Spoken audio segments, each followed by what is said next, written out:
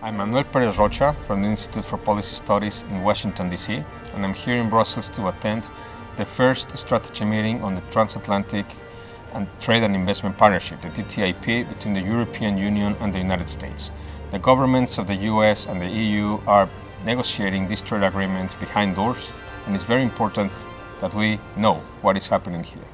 DG Trade, for many years, they're not only fighting for European industry. This is really an institution, a state apparatus that fights for transnational capital.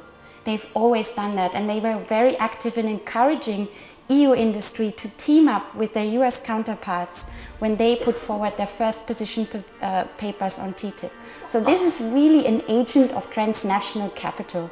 Business groups and the governments are trying hard to convince us that the TTIP is good for job creation, for the environment, and for people in general. A year and a half ago, we were not even sure the place had a door, and now we are entering the negotiating room together. It's a sign of the strong political will on both sides. It shows the political will to work together with our long-standing and most trusted partner on the essential objective for governments on either side of the Atlantic: growth, jobs, and prosperity. Together, Europe and the United States are the backbone of the world economy. Opening up that space further for opportunities for business and consumers is simply common sense. And that's why we are impatient to start, although we know that negotiations won't be a smooth ride. Obviously, there are and will be sensitive issues on each side. With flexibility, open-mindedness, and some creativity, the greatest asset for negotiators and statesmen, I'm confident we will find solutions. There is too much at stake. The launch of our negotiations, therefore, stands for our continued common commitment to engage with each other in order to engage with the world. The EU and its member states are ready to engage and look forward to the new trade landscape we will shape together. However, despite the rhetoric of the negotiators, the TTIP would have huge implications in many aspects of our lives, from food sovereignty to digital rights to privileges given to investors, to the environment, labor rights, and indeed for the rest of the world. The reason we're most concerned about TTIP is its potential to undermine the progress in rebuilding local food systems, both in the United States and in Europe. In the US, we have all this amazing activity on the ground where people are trying to produce without GMOs, produce food that's healthier, building programs where they sell directly in local markets, or they farm-to-school programs that get healthy, locally grown foods into schools. And we're concerned that specifically the procurement commitments in TTIP could undermine that. We also work with groups trying to label GMOs, for example, or get toxics out of the food system. There are active campaigns all across the country trying to do that at the state level, and many of those people look to Europe for inspiration. They see the kinds of laws in Europe, they know about the use of the precautionary principle, they know about REACH on chemical reform, and see that aspire to that kind of system. And so those people too are angry about what this could mean. So we're still in this initial phase of trying to help people understand what the impacts could be, but there's a lot of new energy around it.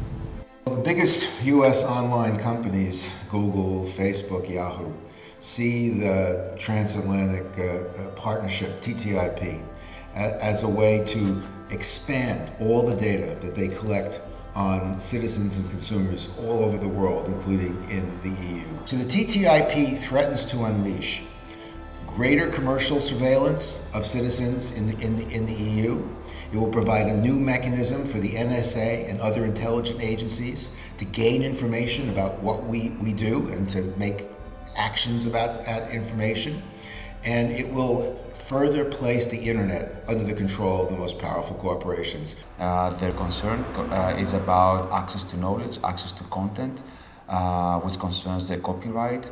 There is the fear that TTIP might become like ACTA, the Anti-Counterfeiting Trade Agreement, and internet service providers might actually have to block access to content simply because the content industry, right holders, the music industry, or the Hollywood studios might ask them to do so because they might think that consumers are infringing copyright by downloading movies for their personal use.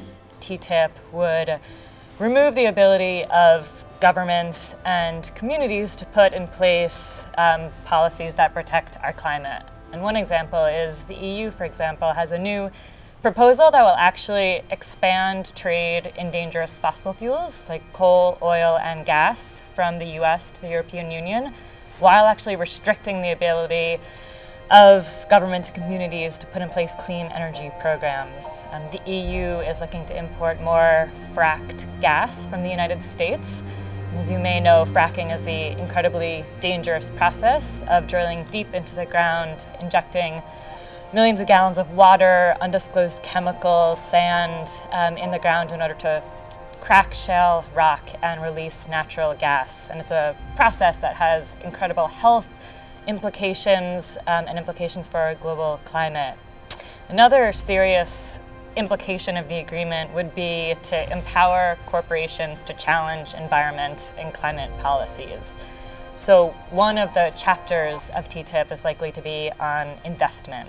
And what this would do is give foreign corporations the right to directly challenge and actually essentially sue governments over laws and policies that are designed to protect our environment and climate. And because I was just talking a little bit about fracking, just to give one example of a case that's now ongoing that could be sort of replicated and expanded in TTIP, that I'd mention the case of Lone Pine Resources, which is a US energy firm that is now suing Canada under NAFTA's investment chapter for $250 million for one reason, and that is because the government of Quebec put in place a simple time-out or moratorium on fracking in order to understand the environmental implications of fracking for oil and gas underneath the St. Lawrence River. This is not the first trade and investment agreement. There is a famous example of this kind of trade agreements, which is NAFTA, the North American Free Trade Agreement, which was concluded in 1994.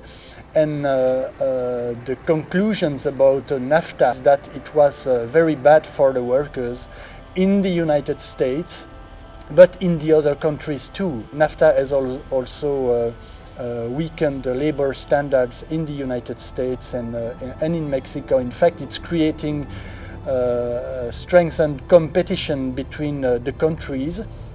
It raises the profits of big companies, but it doesn't improve the living and working conditions of workers. Our focus currently is on the investor-state arbitration system. It's going to be part of the TTIP, the EU-US agreement, probably also of the CETA agreement. And we think it's a very dangerous, in fact scandalous, system that is being set up on behalf of global capital, of corporations, of international investors that want to attack public policies. The investor-state dispute settlement system is dangerous for public policies, for democracy, and even for national and European legal systems, because it gives corporations an extra tool to attack our democratic political decisions, court decisions, administrative practices, in a private system of tribunals that make binding decisions. These tribunals are run by arbitration lawyers that make a lot of money, so this is a business for the arbitration industry, and they decide over issues like health, like environmental, like finance or economic policy regulations. And we think it's totally misplaced to give private corporations this power to attack public regulations. It's also scandalous that this is all happening in secrecy. And it's highly questionable that this system where an arbitration industry developed to make a lot of money out of this can really undermine democratically developed sovereign decisions. We find that we're in a specific moment, strategic moment, where first there has been a negotiation between Canada and the EU. There's an agreement in principle, which just goes deeper into what we call the corporate-led model that puts the investors' rights before the people's rights, but also the investors' rights, both and their power, both at the economic and political level. So there is like sort of a coup, right, that we're confronting, that we need to mingle up our social movements and try to confront the system at this specific venture. If the TTIP will not bring economic, social, or environmental justice, it is then urgent to stop it. We have stopped this type of agreements before. It depends on us.